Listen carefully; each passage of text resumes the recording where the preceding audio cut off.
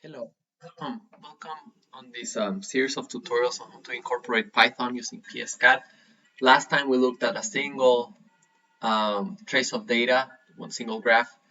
Assume I just want to incorporate, for example, this instantaneous voltage and this RMS voltage from my voltmeters. So if we go to the PSOUT file, I have this trace, V1, and the VT corresponds to the VRMS. Of course, you can change the names, right? As long as you change the names of the signals right here. For example, right here would be the output signal or VRMS. As long as you change the name, you should be good.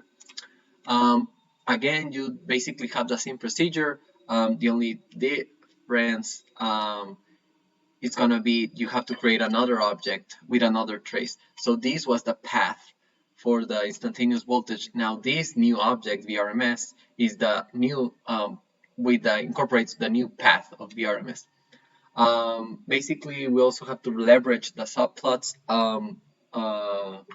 components from the matplotlib library, and basically just some adjustments on the axis to be able to have both of them at the same time.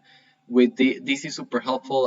The subplots command, you can have I think this is like two per horizontal row. But if you check the specifications on the internet for these commands, the AI will help you a lot. Or you can also put it on any AI of your preference, and it will set it up for you as well. Basically, just setting up the same parameters for both. So let's run it and see how it looks. Yes, this one. Run it on my terminal. All right, yes, perfect. This is what we're looking for. This one I changed the color to red. It doesn't have to be different. I just wanted to point it out. Basically, if we go back to PSCAT, I just plotted this graph and then this one successfully. For example, I was able to change it to red. You don't have to, but again, it's just Python allows you to play around with the data, play around with the plots. So I would recommend to keep learning and taking leverage of it. And thank you for listening.